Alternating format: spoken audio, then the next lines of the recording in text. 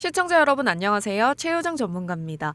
네, 어제 장은 전반적으로 괜찮게 흘렀는데 오늘 아침 시작부터 주가가 다소 내려가는 모습 보여서 깜짝 놀라셨죠?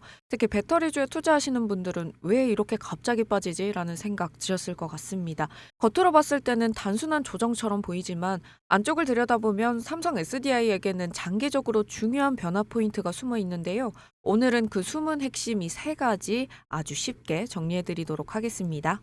본격적인 내용 들어가기 전에 주식 시장은 변화를 먼저 캐치하는 사람이 결국 수익을 낸다는 거 여러분 다들 아실 텐데요.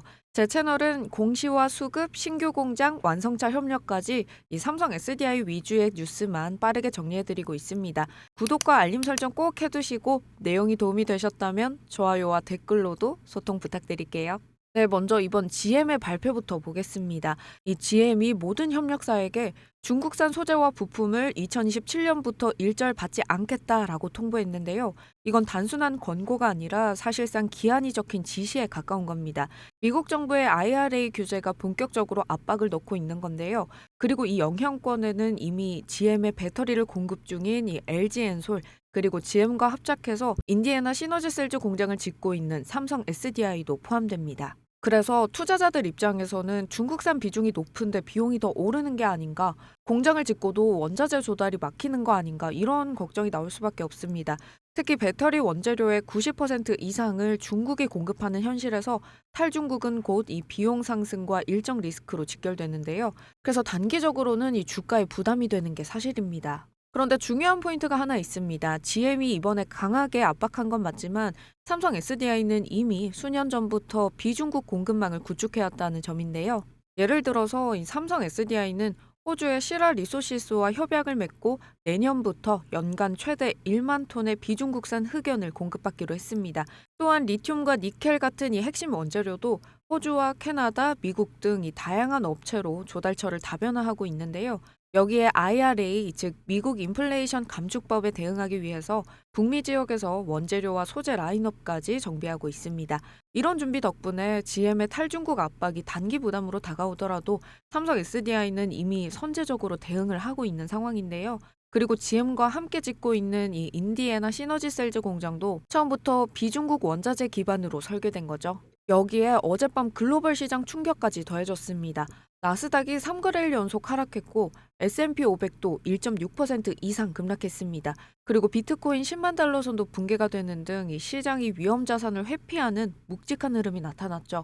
이런 상황에서는 배터리와 2차 전지 같은 성장주가 단기적으로 수급 영향을 받을 수밖에 없습니다.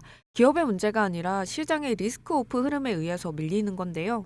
그래서 지금 삼성 SDI의 단기 변동성은 이 GM 뉴스 때문만이 아니라 글로벌 위험 자산 전체가 조정을 받는 흐름과 겹쳐서 나타난 영향입니다. 하지만 이건 기업의 펀더멘털과는 전혀 무관한데요. 이 와중에 시장이 놓치면 안 되는 중요한 뉴스가 하나 더 있습니다. 삼성 SDI가 BMW와 솔리드 파워와 함께 전고체 배터리 검증을 위한 3자 협약을 공식 체결했다는 점. 솔리드 파워는 미국 전고체 대표 기업이고 BMW는 이미 2020년부터 이들과 협력해온 회사입니다. 그런데 이번에 BMW가 삼성 SDI를 새 파트너로 끌어들였다. 이 말은 곧 이 삼성 SDI의 전고체 기술력을 글로벌 톱티어로 인정했고 중국산 없이도 경쟁력 있는 차세대 배터리를 만들 수 있다라는 신호입니다. 특히 전고체는 흑연 의존도가 없기 때문에 중국산 공급망 리스크에서 가장 자유로운 기술인데요. IRA와 탈중국 시대에는 더 중요한 카드가 되는 셈이죠. 여기에 또 하나의 강력한 시그널이 있습니다. 이 얼마 전에 삼성 이재용 회장이 벤츠 회장과 서울에서 만찬을 가진 건데요. 여기에 삼성 SDI 최주선 사장도 함께 했습니다. 배터리와 전장, 자율주행 협력까지 논의하면서 삼성 SDI의 고객 포트폴리오가 GM에서 BMW로 여기서 벤츠까지 확장될 가능성이 높아진 상황인데요.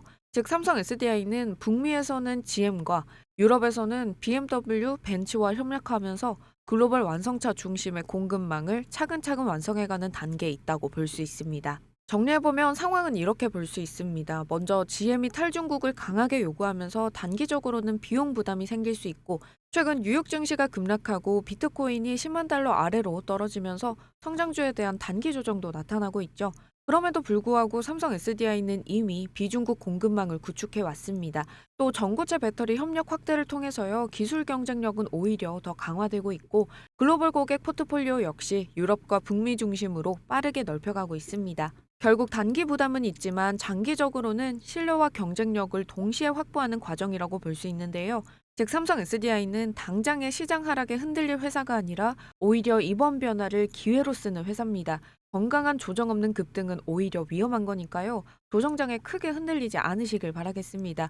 여러분들은 어떻게 보시나요? 이번 글로벌 변동성 속에서의 삼성 SDI의 행보 긍정적으로 보시나요? 아니면 아직은 부담스러우신가요? 여러분의 생각도 댓글로 남겨주시고 오늘 내용이 도움이 되셨다면 구독과 좋아요 그리고 알림 설정으로 다음 바이오 시장의 변화도 함께 준비해 보시길 바라겠습니다. 네, 그럼 저는 다음 영상에서 다시 인사드리도록 하겠습니다. 감사합니다.